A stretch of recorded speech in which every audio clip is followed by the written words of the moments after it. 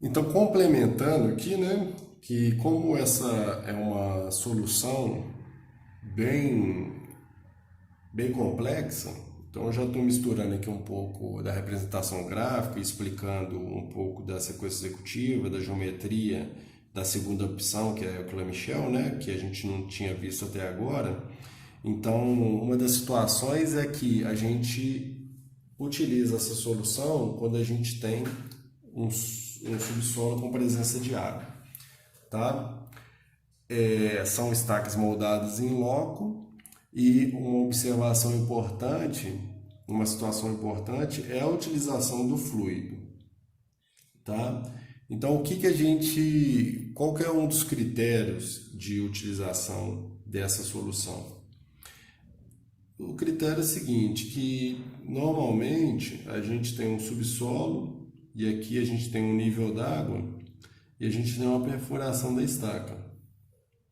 Então, o critério que a gente adota nos projetos, né? Eu não estou aqui para defender cálculo, não estou aqui para defender nada, mas é questão de representação e de um estudo geotécnico, que a utilização do fluido estabilizante ela deve ser feita um pouco acima do nível d'água. Então, o Na está aqui, então a gente coloca o fluido estabilizante um pouco acima, tá? Então a gente determina aí, com base em cálculos e experiência, qual que é a elevação desse fluido estabilizante, tá?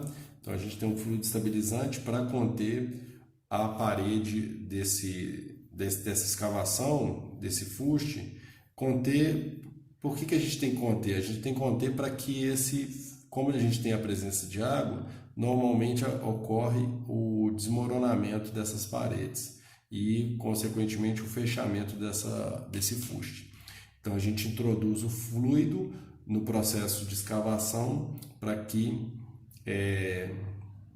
esse fuste tenha a sua parede íntegra até o final da perfuração, tá?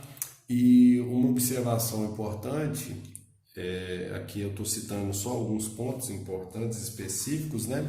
No curso que eu ministro, a gente aborda aí todos os aspectos de todas as soluções, mas uma observação importante é o seguinte, que como a gente faz quando a gente executa a perfuração desse fuste,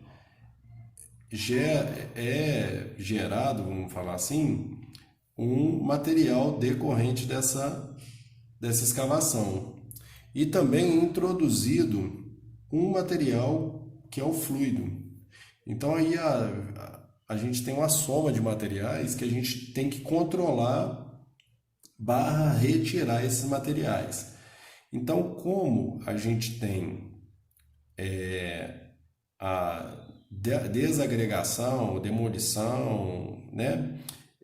Pulverização desse material, esse material se mistura com o fluido. Então, de tempos em tempos, a gente tem que fazer o quê? Retirar, bombear esse fluido misturado com esse material e dentro do assunto de equipamento, existe um equipamento que faz a desarenação. Não sei se é essa a palavra certa, o jeito certo de pronunciar ou de falar, mas tem um material que separa retira o material arenoso, o material proveniente da escavação do fluido estabilizante, tá?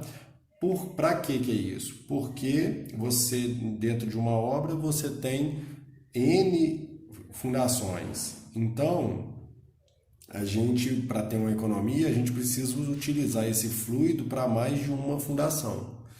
Então, a gente utiliza esse equipamento para limpar o fluido para utilizar em outro local, barra retirar esse material escavado. Então, o que acontece na próxima etapa?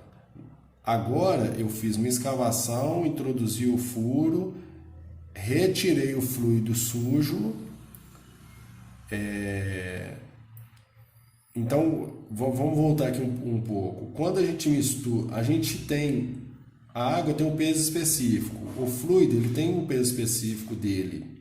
Então, quando você mistura esse fluido com o material escavado, você altera esse peso específico, de maneira que o material misturado ele tende a ficar no fundo e o material e o fluido novo introduzido ele tem outro peso específico. Então, ocorre uma divisão entre os dois materiais, o fluido limpo com o fluido sujo. Então é introduzido um mangote no fundo do furo e é feita a remoção do fluido sujo até que nesse processo de remoção você observe que comece a sair fluido limpo. Então aí é feito a interrupção dessa troca de fluido, né? Então agora a gente tem um fuste escavado com um fluido limpo dentro dele e é feito o quê? Introdução da armação. Neste caso é um caso semelhante com as estacas que não tem o comprimento de armação igual ao comprimento de perfuração. É feita a introdução da armação com um sistema de suspensão dessa armação para posicionar ela na posição especificada em projeto e ao final é feita o que? É feita a concretagem. E como eu falei que a gente mistura alguns conceitos de execução, tá? Mas tem que tomar muito cuidado com isso, porque hoje pode gerar confusão. A gente tem o que? A gente tem no processo de concretagem, a gente tem o que? Voltando ao conceito de peso específico, a gente tem um fluido com peso específico X e o concreto com peso específico Y. Então a gente introduz o mangote para iniciar a concretagem, automaticamente esse fluido vai sendo expulso, né, do furo. Então você coloca um outro mangote para você ter um controle melhor, coloca outro mangote, vem retirando o fluido e introduzindo concreto. Então a diferença entre os pesos e a fluidez dos materiais, esses materiais não se misturam, tá? Tem um contato aqui entre eles, acontece, é lógico, a mistura, mas que a gente consiga garantir isso retirando esse concreto contaminado, tá? Mas é feita a concretagem e a retirada desse furo. Então, quando a gente chega aqui em cima, é feita uma extrapolação dessa concretagem de forma que a gente garanta que o concreto esteja limpo, né?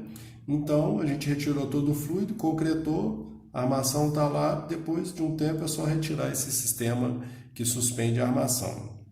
Então essa sequência aí é rápida, aí, uma explicação rápida, sequência executiva